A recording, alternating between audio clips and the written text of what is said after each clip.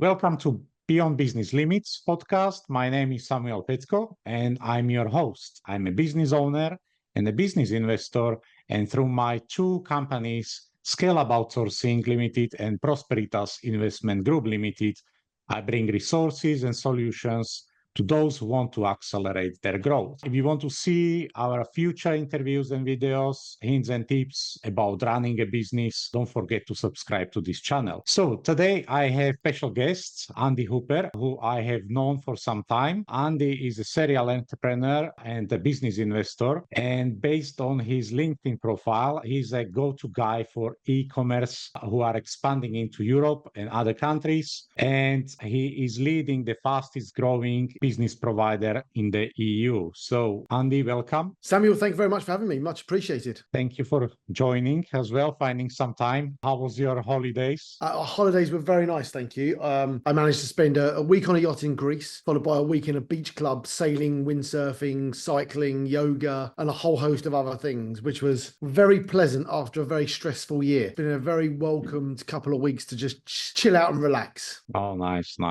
Yeah, we went to Greece as well. Rhodes. That's right, you were going to Rhodes, yes. Where did you go in Rhodes? Well, so we went 10 days ago. We just returned last night. So today is a bit stretched because it's also the first day of the school day. So children went to school. Yep. Yeah. So it's also a big difference because it's very, very hot there. So we had like 20 ice creams a day and now we have 3 or 4 cups of tea already. So I lived in Rhodes for 6 months in a place called Faliraki, which is, for anyone who is relatively old school, was a very big scene for 1830s holidays many, many years ago. And I did a season there in Faliraki, which is about 20 minutes from Rhodes town. Yeah.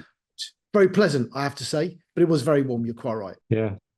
Quite interesting. Okay, so let's get back to the business. So if you could tell us a little bit about you and what you do, and then my initial questions will be how you started. Yeah, so I've developed massively over the years from single one-man bands and developed personally and progressively with my own progression. Currently, I'm an investor. I'm buying different groups of businesses. I've got 4 groups that we're building out. We've got a group of e-commerce service providers that enable e-commerce brands to globally expand their businesses. We've got a group of e-commerce fulfillment warehouses, distribution centers. We're looking to acquire 24 warehouses in 24 countries. We're up to 5 in 3 countries at the moment. I've got another group of e-commerce brands that we're acquiring and another group of B2B businesses that we're acquiring, like marketing businesses, software companies, things like that. And I've sort of moved from solopreneur into managing businesses, growing businesses, and now more at the investment level to work out how people can scale and grow their businesses. And I use a process called STEMS, which is Scale to Exit Management System, something I've designed. So I've got my own STEM system, which basically takes people to a £1 to £10 million exit and growth plan to build and grow their businesses. And it's taking everything I've learned over the years, if you like, and put it into a format and a process. And what I do in my investment role is acquire businesses and put those systems and processes into each business so that I know they're all using the same operating system, would probably be the best word of saying it, so they can scale and grow their businesses too. Okay. Well, that's a very interesting topic, probably for a few more episodes. Going back to your beginning. So how did you become a business owner? What was the journey? So I've always sold stuff. I've always tried to find ways of making extra money. When I was at school, I used to sell wham bars and I don't know, whatever they were at the time, Threshers bars. Yeah, my mum would buy them from Macro's supermarket warehouse, and I'd then take them to school and sell them. And I always did things like that. But I fell into a path of, I worked in retail, worked in sales. Then I went and worked in sailing, doing seasons around the world. So I took sailing to, hence why you'll see, I talk about sailing a lot. I talk about water sports a lot. And I always have pictures of water somewhere near me. What happened was I was working for British Sailing, the governing body of sailing, if you like, the Royal Yachting Association. And I had an absolutely amazing job. My job was to go around and talk to people about sailing, windsurfing, powerboating all day, every day. It was an absolute dream. The organization was pretty poorly managed, but the job was epic. But the problem was the 2008 financial crash happened. And at the time, we had £5,000 worth of credit card debt. And at the time, you could move your debt from one credit card to the other on 0% finance. So you were always paying it off. But in the 2008-9 financial crisis, all of that stopped. Like all of it just screwed up. And we ended up being pretty much penniless because we couldn't afford to pay for everything that we had. You know, the credit card debt went from 0% interest to 30% interest. And just the interest alone was astronomical. So it was a problem for us as a family. And at one point we started to think we need to start finding ways of starting businesses. But at one point there's something in the UK called car boot sales. And basically it's a garage sale. And you basically take all your worldly possessions that you no longer want, stick them in the back of your car, go to a field and sell them. And you normally pay £6 or £7 at the gate to get into the field as your entrance fee. Well, we couldn't find the £6 or £7 to pay to get into the field. We were pulling the sofas up, we were going underneath the beds, looking in the back of the car just to find £6 or £7. So at that point, I decided that at no point again in the future would someone else be in control or in charge of my finances and my funding. Because when I was being paid, they wouldn't pay us any more money just because that was the process and that's how it was, which was totally understandable. No problem with that. And having run a business, I totally understand that. But at that point, I realized I had to start businesses or I had to find other ways of making money. We did everything from walking dogs, looking after dogs at weekends until we got a dog, which screwed that right up. Then we started doing wedding photography. Then we started doing 3D printing. Basically, my way into business was very small things. You know, we looked after dogs. Then we did the wedding photography. Then we sold things on Amazon. Then we flipped things on eBay. Basically, what I ended up doing was lots of different side hustles. And all of the side hustles, whilst they weren't businesses, were teaching me how to build a website, how to market, how to sell, how to grow an online presence, how to do social media, all of those different things. And that's ultimately how I got into business. The financial crash in 2008-9, followed by running lots of little side hustles that eventually gave me the opportunity to say, well, I've saved up enough money here. I no longer need a job. Let's go it on my own. I see. So you tried several things before you found something which is making more money than the job? Was it few things combined? So there were lots of different things, but ultimately the wedding photography business that we ended up with, I was doing 24 weddings a year, which is what I committed I would do no more than to my employer at the time. For 4 years, about 4 years, I was doing 24 weddings a year and at roughly £1,000 a year. They weren't all like that. They sort of grew over the years, but the final 2 years was about £1,000 per sort of wedding. So I managed to save all of that money up. So I ended up with essentially 2 years of wedding, let's call it 40 grand saved up, knowing that in that next year I had another £24,000 worth of income at least. So I had 40,000 plus the 20,000. So I was £60,000 to go it on my own, if that made sense. So I managed to save up the money to enable me to say, well, I don't need the job anymore. And that was always part of the plan. How do I save the money to go it on my own? Okay. And so you mentioned few skills which you had to learn during the journey. So what do you think you learned in those early years? So you mentioned sales and marketing, but what specifically you did yourself, or did you have some extra support from other people? So when I left school, which was a long time ago now, I thought education was an absolute pile of crap. And the education that I was being taught, I'm really fast paced. I like to progress and I like to move forwards. Teaching me history is completely pointless at school.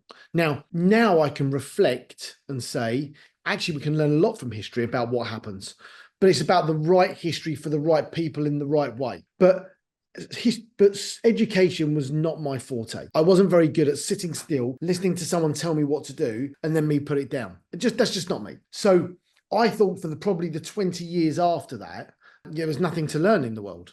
Arrogantly so. However, I can't remember how, but when I got to the wedding photography, I needed to learn how to take wedding photos. So what I started doing was I started watching YouTube videos on how to edit a wedding photo, position brides to get the best photo, how to do group photos, how to whatever it looked like. So I started educating myself on YouTube to start with on how to do all these different things. So I ended up building up this idea of started how to educate myself in that format. And what happened then is as I started educating myself there, I was like, what else can I learn? How else can I do this? And at that point, I then started listening to podcasts. I started going to the gym every day and using Tony Robbins' Net Time, no extra time, where you're in the gym, listen to a headphone, listen to an audio book. And then at that point, I was like, okay, what do I need to do here? And start educating myself and listen to, I read a book a week, or I listen to a book a week. I don't read a book, I listen to a book a week. I quite often now go back to books that I've listened to 2, 3 or 4, 5 times, because you can listen to a book a week, but you need to take action on all of those books, and you can't take action on that many books. So I basically started educating myself in lots of different ways. I did the odd course, I did lots of seminars, lots of webinars, lots of books, lots of meetings, whatever it took to learn about whatever I wanted to learn about. And ultimately, everything you want to learn is all on YouTube. It's all there.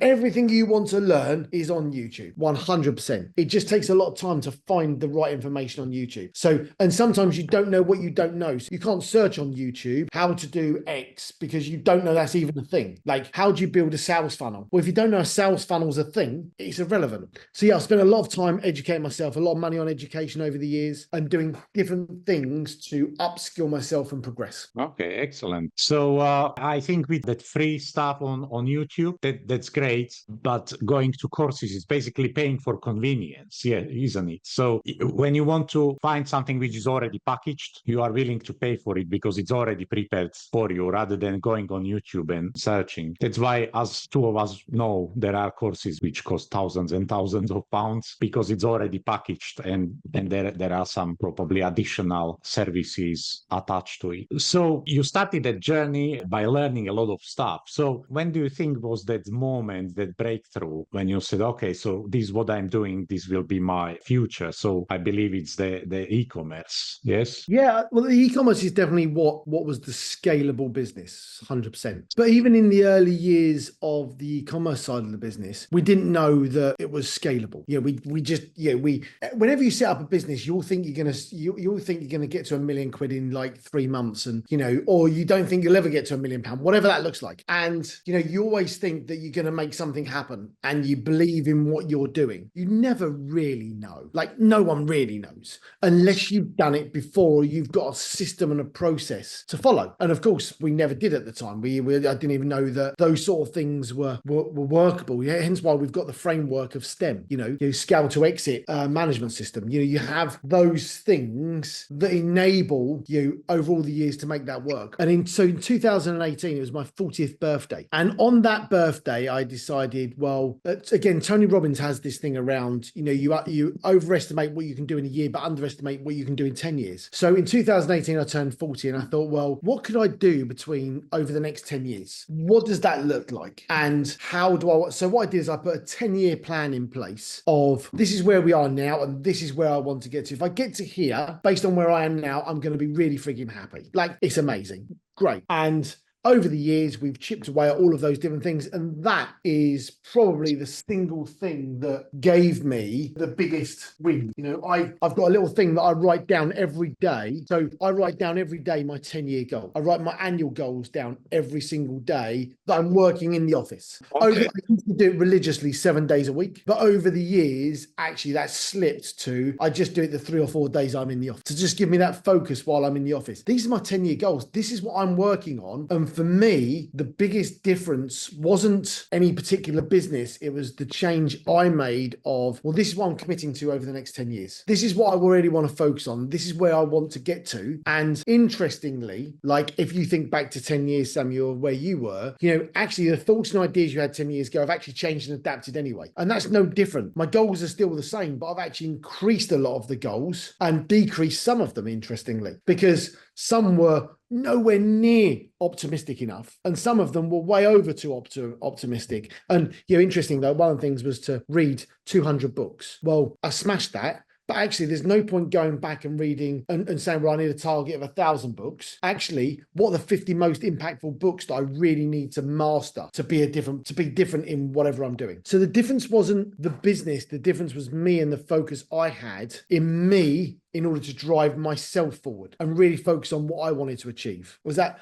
I don't know if that answers the e-commerce question, but it certainly answers why and how that started to progress. Yeah, so my understanding is that you set the goal, which is basically 10-year goal, and then you use the business as a vehicle to get there, whereas many people start the business as an end goal. But Yes. you use the business as, okay, this is where I want to get, and this might be. And I think this, so my 10-year goal was to get to 50 with the ability and freedom to do what I want. So that's the goal. The goal is to get to 50 and essentially have the financial freedom. Now, what does that actually mean? Well, it's a little bit ambiguous. So does it mean that I want to have bought 300 properties and to go off into the sunset or whatever? The idea is that I wanted to be financially free at 50 so I could choose what I wanted to do or what I want to do. That's the ultimate goal, is to be able to choose. So do I want to work every day? Well, I might still want to work every day. And if I want to work every day, I can continue to do that. If I want to sail around the world on a yacht, I can sail around the world on a yacht. That's okay. But,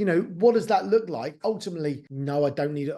I won't want a mortgage, or I'll need enough income coming in to support passive income, if you like, to support those things. So there's an overarching goal for the 10 years of a North Star of what I'm aiming for. Where am I aiming to get to? And I want the ability and freedom to basically be able to do what I want at 50. Okay. So if I can ask, in that year 2018, so what was your business or personal situation like when you decided to implement this 10-year plan? So I had the businesses. I had a number of different businesses. We were probably turning over, I think in this business, we were probably getting towards £500,000 worth of turnover probably for year two. So we knew that there was, but my financial situation, anyone that's run a business will know, doesn't matter how much money the business turns over, it normally means you've got nothing left anyway, because you're plowing it all back into the business, because ultimately you're trying to scale and grow a business. And the only way you can really scale and grow a business is by essentially not stealing from it for 3 to 5 to 10 years. When I mean steal from it, I mean that's pretty crude. But if you're taking money out of the business, you can't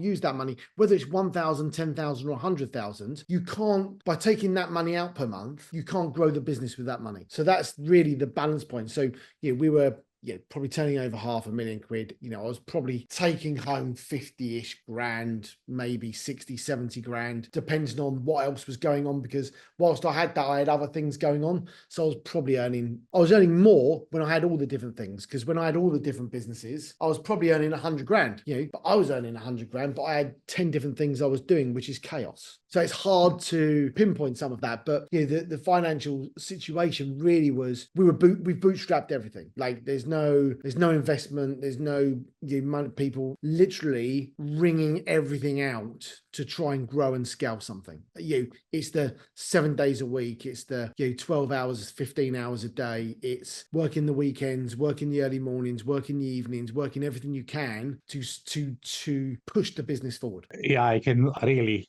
feel for that, because when we started with our education business, it was quite small for the first few years. So it was just, supporting us a little bit. And I had other jobs on the side as well as an accountant. But yeah, it's when we got to the point where we actually could scale up, then basically it expanded a lot. And that was before Brexit. And during COVID, it even accelerated, because most of the training providers, they kind of collapsed because they had huge overhead. But we just got rid of the premises, all the offices or classrooms, and we switched to online delivery. So we actually were fine even during COVID. And I always had this in mind, to keep it quite lean, to track the overheads, to keep it down, not spend too much. Because as you said, usually business owners, they set up a business and they feel, okay, now it's going well, so I will take more money, I will take more dividends, and accountability is missing. So, and that's why I think many business businesses collapse because one, they don't have enough clients, or B, they don't have good management system to manage the cash flow, and probably the owners take more money out of business than they should at the early stage.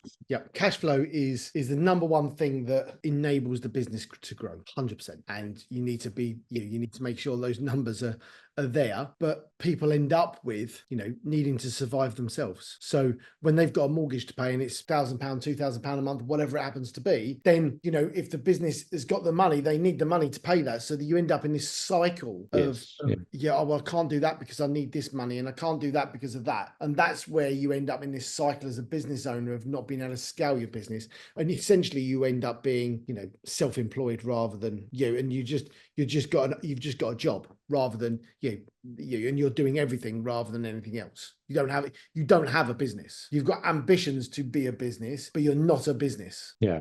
So when was the time you started to scale up, to bring new people into your business, and how did you decide that this is the right time? Now I have the resources, or if you can describe that process and that situation. Yeah, so we virtually started the business with an employee almost. So our business, Global E-commerce Experts, we could see that the rules for overseas e-commerce sellers was changing via the UK government. And basically what it meant is that Amazon, as one of those, was becoming a HMRC classified as an online marketplace. And what that meant was that all of the sellers that were based overseas needed to be VAT registered, and Amazon had to put the VAT number into their system. Otherwise, Amazon was going to be liable for the VAT for anyone they didn't have a VAT number for. So as you can imagine, that what happened was there was a flurry of changes that needed to happen, most of which was getting overseas e-commerce sellers that were selling on Amazon specifically at this time VAT registered. So what we ended up doing was we could see this happening, and we could see, for different reasons, we could see it happening, and we managed to secure a contract with Amazon to deliver this off the back of a conversation I'd had with an accountant who basically helped me set up part of the business. So we ended up with this process where we set up the business and we recruited someone specifically with the VAT expertise that would be able to do the VAT compliance straight off of starting the business, because we did that off the back of winning a contract. And because I had other businesses I'd already running, I had income from other businesses so that I could put all the money from that business to that one person. So I could set up that business using that person so they could run the business and I could run the other businesses, or I was self-employed, do all the other jobs I had.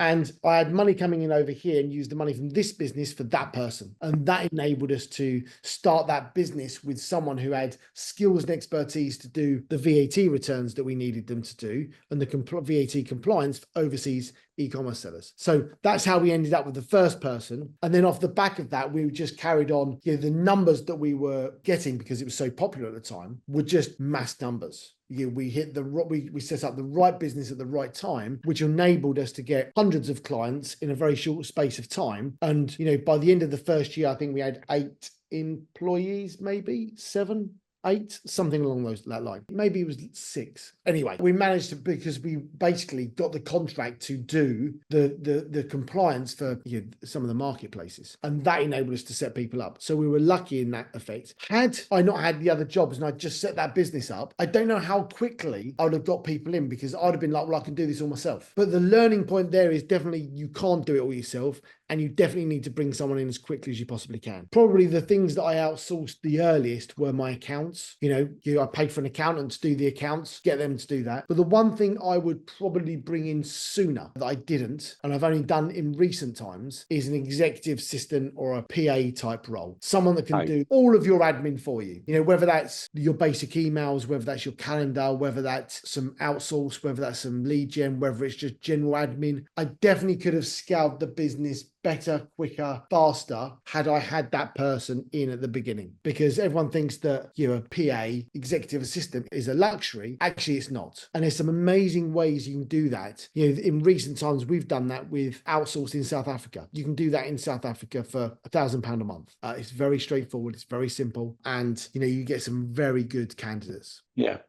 Well, I learned about outsourcing by actually using the service on my own. So especially when during COVID, everything switched to online, the growth of Zoom accelerated and all these similar platforms. Yeah. And our own team, which is based basically here in the East Midlands with the education business, suddenly we didn't need to have admin team or teachers in the education business here locally because we didn't have the physical space. So we started to hire nationally. So various tutors were in different parts of England. Yep.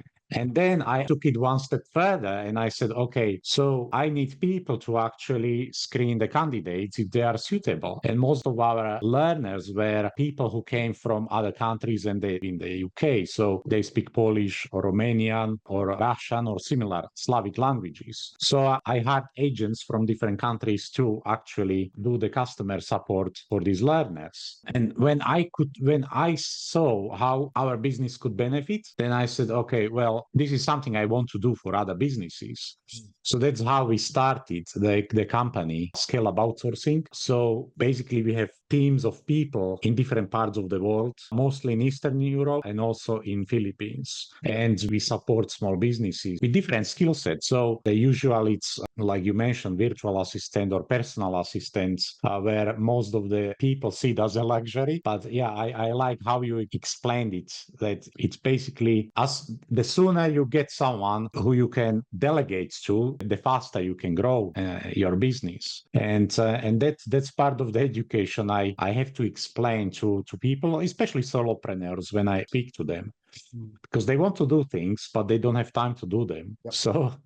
So that's exactly what we do with our outsourcing business. And interestingly, interestingly, the sort of STEM process I talked about earlier, sort of scaling your business to 1 million, virtually all of the administration could be done by an executive assistant PA. You can get them to do partnerships, you can get them to do content, you can get them to do some of the sales process, you can get them to do some of the marketing, you can get all of those things could be done by an executive assistant who literally understands you as an individual. Because you're getting to £1 million, the best way to get to £1 million exit certainly is by having the right people in the right role doing the right things. But in order to get there quickly, and you do want to get there quickly to get through the pain, is having an executive assistant that just understands what you need. 100%. Yeah. Exactly. Yeah, but by doing things, you also learn. So as you mentioned, you learned a lot of stuff. Now you know how to basically build other businesses. So you apply the system which you developed. And yeah, it's a lot about educating others, what they can do. Because I speak to a lot of marketing agencies. I speak to a lot of accountants and other small businesses. And I have the conversations around acquisitions or, building a business. But very often I see that they lack that expertise or experience, how to delegate to others, when to actually take someone else on board to grow the business. So yeah, I think that's part of the problem why some businesses don't scale up, because the actual owner is holding it back. Every time. Absolutely every time. It's the owner holding it back all the time. They don't know how to let go. They don't know the right system to follow. They've not been guided. They've not educated themselves. They've not progressed themselves. And all of those things stunts the growth. Also, it's that I'm not sure who actually explained it first, but when you divide those tasks into $10, $100, $1,000, so again, it's about understanding where you can add the value and what you should delegate to others. Because certainly there are things which everybody can do, or you can do, I can do, but should we do them? That's the sooner you can get rid of those £5 an hour jobs, get rid of them. And it's little things that take up your time of, okay, well, I want to reach out to 100 people that are all in this industry. It just takes time. It just takes your time. And if you can just have the idea, what you need is, here's the idea, put the idea into some form of sentiment and then pass it over to someone. I need you to go and find out the top 100 people in this industry. This is where you're going to find them. This is what a format I want it to look like. I want you to come back and bring them back to me. Done. 100 people, there they are. Excellent. Okay, how do I contact them? I'll tell you what, can you contact all those for me, please? Can you send them all a letter? Can you find out their email addresses? Can you use some AI software to support it? So many good things that you can do now with AI. that'll assist that type of process. Yeah, exactly. Yeah, it can write the emails and pre-populate the emails and so on. With our team, I mean, it's a learning journey for me as well. Quite a steep learning curve these days because it's important to take people who are much better than you are. I try to get people on board who are specialists in various fields, AI automation and, all sorts of automation. So, yeah. Okay. So you mentioned you are building 4 different groups. So why is it 4? Is it not too much, or what's the concept? So the reason for the 4 is, one, we've got e-commerce service providers already. We've got a natural group that comes together for those. Warehouses, e-commerce warehouses, whilst they have synergies, are just different. They're different people. They talk a different language. They act in a different way. They live in a different way. They're just different people. So when you're building out a group, you want that group to be able to work together in a very good way. And you want that to be able to breathe in its own space. So we've got the e-commerce service providers, and the job of that is, through Expandly, is to globally expand e-commerce brands. So that's a piece of software with compliance services, logistics services, and sales distribution all in one place. So that's the sort of hub. That's the vision of where we want to get to. We want to globally expand brands. But in order to globally expand brands, you need a group of e-commerce service providers, but you then need warehouses in 24 countries. So by creating another group, EU, yeah. So, well, not in the EU, worldwide. So we want to globally expand brands, and we're on a mission to change the way the world expands their business. We want people to be able to expand their business at the click of a button. Instead of it thinking it's a complete headache, which it's not, with the right partner and the right people. So the second group is all around those warehouses in those 24 locations. But the first group that wants to globally expand brands needs the second group to enable those brands to be in 24 countries. So the groups help each other. But the idea of the groups is to keep the businesses grouped together that have got the synergies with each other as a group of businesses. So you've got 24 warehouse owners or 24 warehouses. They can all talk to 24 warehouses. They don't want to talk to a compliance business. It's just a completely different beast. But having them in the same top co, having the same parent co, means that when we're globally expanding brands in one group, they need a warehouse from group 2, which makes sense. And then the other 2 groups have come as a byproduct as doing joint ventures with other people. People come to me as the go-to e-commerce guy. People know that I understand e-commerce. They understand I know acquisitions. And with all that comes together is, hey, Andy, I've found this e-commerce brand. I'd love to work with you in order to do that. So what we're looking for in that group is to take some e-commerce brands, utilizing the other 2 groups. I can feed those brands into a global, to sell globally in our warehouses. Just makes sense. But of course, the e-commerce brands are completely different to a group of warehouses and a group of e-commerce service providers. So that's why they all come in a separate group. And then the 4th group is B2B businesses. So B2B businesses are businesses that B2B sell business to business. So it could be a marketing company that sells to an agency of some sort. So if you think, let's take a marketing company, all of our businesses individually need a marketing business. So the marketing business in group 4 can support the business in groups 1, 2, and 3. They've already got the business there. We've got a software development agency. Well, a software development agency can help those businesses with all their software needs. So the idea being is, our vision for the overall arching group is to globally expand brands on the mission to change the way the world expands their business. And each group has its own way of doing that. We're proving it by having our own group of e-commerce brands. We've got the B2B businesses that help all the businesses with their systems and their processes. And then we've got the 2 businesses enable that to happen. And in the 4th group in the top co, I should say, is where we've got the stems, how to scale to an exit and management system. And all of that in the top co is the systems and processes I put in place in all of those different businesses to enable them to scale and grow, because we want the business to be able to scale and grow on its own merit, not just with all of the group. So we want the warehouse, for example, to have its own marketing, its own sales process, its own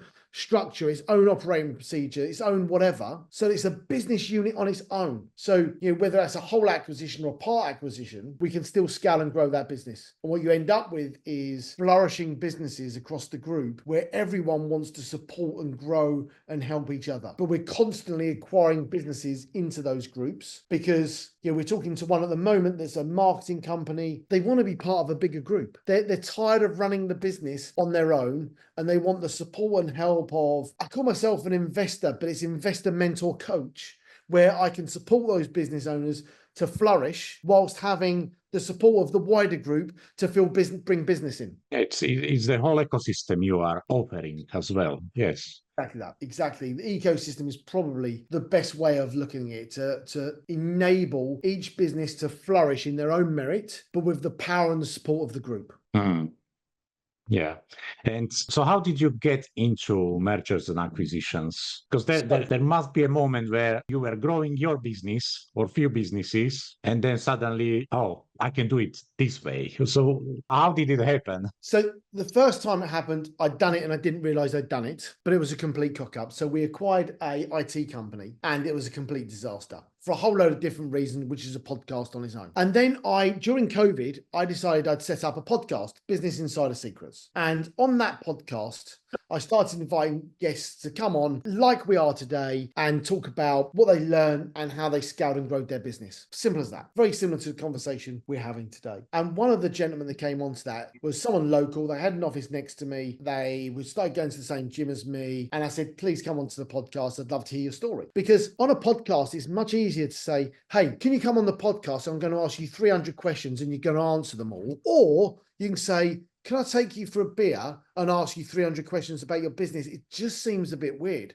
So anyway, gentleman came onto the podcast called Darren Jacobs. He's local to me. You go onto the podcast, you can hear that very interview on my podcast. And he came on and he said, yeah, I do this thing called acquisitions. And I was like, what? What's that? Like, just blew my mind. His basically thing was he had an IT company doing £1 million and he ended up acquiring another business completely by accident that was turning over £1 million and basically doubled his business overnight. And that was the premise that set him on a journey for his own M&A process. And I listened to that podcast and I got off that podcast. And it wasn't until about a year later that I could see our organic growth was slowing and I wanted to adapt and change the way we were growing, scaling our business to go, I wonder if that acquisition thing would work. I think it would. And so that's how I got into it, by bringing someone on my podcast and talking about it. I use my podcast as a way to learn from others. And hopefully by the learning from others, other people learn from it. But selfishly, I do it to basically steal other people's ideas of what's worked for them. So I don't have to think about what's worked, because I can ask the questions, how many times have you listened to a podcast? And many people will be listening to this and going, oh, I want to ask that guy a question about so-and-so. But when you've got your own podcast, you can invite me or Samuel on your podcast. And all of a sudden, what happens is lo and behold, you can ask the questions you want. And you end up going down a rabbit hole of asking questions about something that you're like, and that's why I did the acquisitions. So I ended up doing acquisitions by default. I'd already done one, hadn't realized. That's how we got into that process. I brought someone on the podcast, learned what they'd done. And then I messaged them and said, hey, that acquisition thing you talked to me about a year ago, where did you train yourself? How did you educate yourself? What did that look like? How would I go about doing that? He then gave me a load of advice and off I went. Yeah, interesting is that I'm not sure if it was before I got to know you or after, but somehow I got to that podcast as well, to that very same episode. But probably Darren was active somewhere on the forum, and then I searched him and I found your episode with him. So yeah, it's interesting how it all works. But yeah, it's quite interesting journey. My background is I studied economics and accounting and finance. So I knew what acquisitions are. But, when you are a teenager, then you think mergers and acquisitions are, one bank is buying another bank. One, I don't know, conglomerate is buying another one, and billions here, billions there. And it never crossed my mind that, it can work in this small sector, SMEs. And then, probably like 2 years ago, I came across, I had a similar journey. So I started to do research and I started to watch videos and see who is doing what. Then I came across various things and courses and content. And I already had that knowledge about the economics and the accounting, but I didn't know how to actually go about it, how to start. And there are certain steps you need to follow and how you actually approach the business and so on. So, Yeah, that's how I started. So again, self-educating. Yeah. But yeah, there in that journey, there was your podcast there as well. Well, I'm glad someone else has listened to it. That's good news. Yeah. Yeah, that was me. Yeah. So what's next? I mean, you explained your 10-year plan. So you have few more years to accomplish what you want to accomplish. So what you are looking for in the next few years to do? I think that life throws hurdles when you need hurdles. I think that life changes and you have to adapt to those changes. And, what does the next 4 years have in hold? I got no idea. But I ultimately know that in 4 years' time, I'm going to be 50 and I want the ability and freedom to do what I want. Now, does that mean that I'll sell all the business, just sell everything? Probably not. Does it mean that I'll sell part of those businesses? Possibly. Does it mean that, we want one big exit? What do we want? Smaller exits? There's so many possibles. Do I want the kids to have the businesses? There's so many different options. Ultimately, at 50, what I know is that I would like to be able to release some equity to be able to buy myself a yacht. And on that yacht, I'd like to sail around the world. That won't be on day one, but it'll probably be for the following 5 years. So between 50 and 55, I'll get a yacht and then start sailing it and then sail around the world. That's something what we want to do. So in order to do that, I need to have released some equity in some of the businesses. And we know that you only make money from a business when you sell it, typically, because ultimately you can't do everything. But I'm too young to retire. I'm too young I know me, I'm very hungry to progress. And I 100% know that once I've retired, I'll be bored, even on the yacht sailing around the world. And I know that sounds daft and crazy, but I suspect what will happen is that we will retain parts of, some of, all of, not quite sure, the groups. And whilst part of the process for me at the moment is how do I enable the businesses to still flourish and grow with me sailing on a yacht around the world? How do I work out, how do I manage those groups of businesses? So what I'm looking at the moment is how do I bring chief operating officers into each group? And each group has a chief operating officer that you've got 4 groups, 4 chief operating officers. And that way, could I work just 4 days a month? Could I have those running? I work with those strategically 1 day a month and enable those businesses to run without me. And, for 2 years while I'm sailing around the world, would that be enough to enable them to flourish and carry on growing? Well, if they're following the STEMS process that we've built out, then in theory, that's the case. So, but I think there's so many moving parts in some of that you never quite know. But ultimately, yes, we'd like to release some equity at some point. Yes, we'd like the ability to sail around the world. And those sort of things will happen in the next 5 to 10 years, 4 to 10 years, so that I can do that. And I think that's what, the investing role allows me to do that much more. It means that I'm not running a business day to day. It means that I'm not thinking about the HR problems in a business or the finances day to day. And because you've got multiple businesses you're owning, the beauty of that is that if one isn't performing, well, you can put some management systems and processes in place. But ultimately, if one doesn't work, it's okay because there are others in order to make those things happen, or they could be absorbed by the others, or you could make some changes to make that happen. Or, if you're losing some money in one business, it's okay because the other businesses are making money, and if you've got a group structure, you can offset some of those losses in various ways in order to make sure that the groups remains profitable. And in some cases, you might argue you might want a loss-making business in some of those in order to make sure that you can offset the tax in other areas. I mean, that's wholly a tax efficient way that a lot of the bigger businesses utilize all the time. They'll have a loss-making subsidiary that loses 300 grand a year because the owner really likes it. But that 300 grand is offset against their tax somewhere else. It's a perfectly legitimate way of businesses running a business. So yeah, there are ways of doing those things. Yeah, that's very interesting. As I said, my background being an accountant, I work with some other chartered accountants, probably 1 or 2 of them. And yeah, we quite active in that area of supporting businesses, how to structure the groups and so on. So they can grow the business and retain as much as possible. Yeah.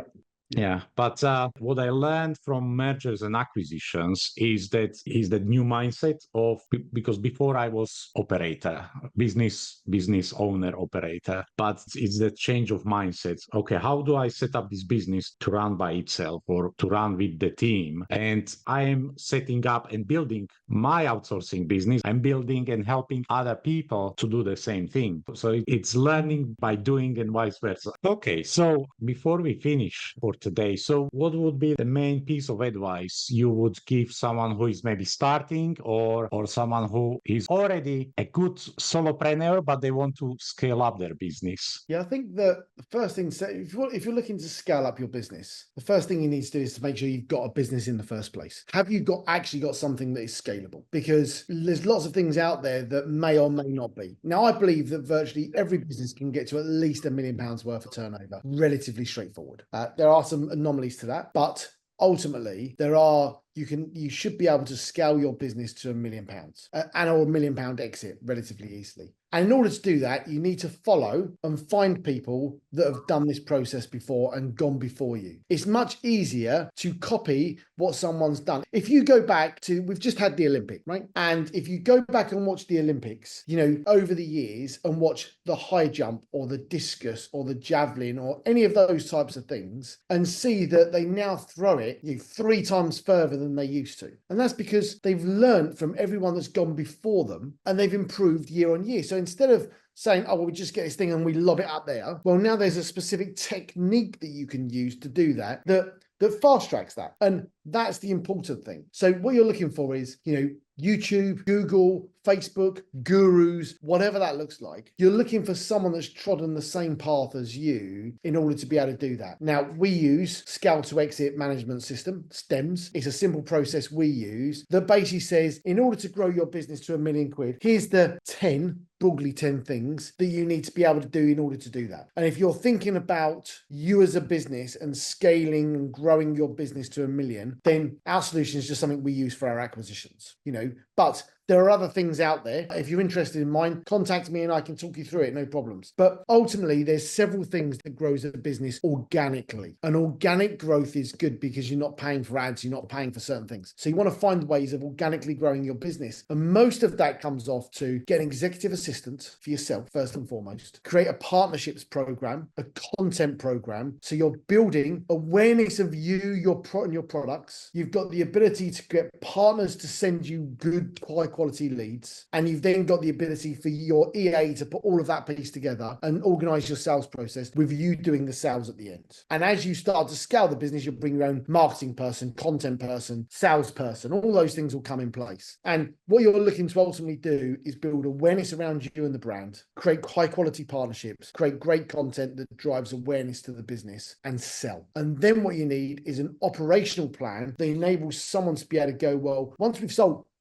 X, this is what happens. Now, depending on what you sell, depends on how effective that can be in order to make that work. So if you're selling, you're in e-commerce and you're selling widgets of some form or another, and you're selling this cup, right? Okay, well, you sell it, you box it and you send it, right? So you need to get someone who can pick it, pack it and ship it. If you're selling a service, you need an administrator that can administer the onboarding of the service. You need someone that can deliver the service, whether that be a one-off service or a regular service. And you need something in place that renews that to deliver high quality at the end. So you need a system and a process to make sure the person delivering it has what I call CSF, critical success factors, right? Along the journey that make sure that it's a success. And they're the things you need to be thinking about when you're scaling and growing the business. Who are you going to bring in when, and what system are you going to follow in order to make that work? Good. I mean, if someone is skipping through the video, they should watch this last part, definitely. That's the manual. So thanks very much for sharing. Yeah, I think it's excellent how you developed various systems, how you help businesses. And it's really pleasure for me working with you as well on some projects. And I hope that we will come to work on some projects for the foreseeable future. So yeah, I think if someone wants to get in touch with you, we will put the links under the video, how they can contact you and or your social media. And yeah, they can get in contact with you. So any last words or that was the last word? I think, well, first of all, Samuel, thank you very much for having me on. Thank you for giving me the opportunity. To the audience, if you're thinking about scaling and growing a business, it's easier than you think. You just need to listen and be open to learning new stuff all the time and trying and failing to progress. Thanks, Andy, very much for your time, especially after holidays when we have to catch up with everything. So that will be everything for today. And everyone who is watching and who has watched this video, as I mentioned at the beginning, if you want to see and watch other future videos and maybe to have Andy as a guest again, feel free to comment under the video. Don't forget to subscribe and get the notifications, and you will find a few snippets on various social media platforms. So when you see Andy and I, just give us the thumbs up, and we will keep in contact with you all. So thanks again. Thanks, Andy, and speak to you soon. Thank you very much.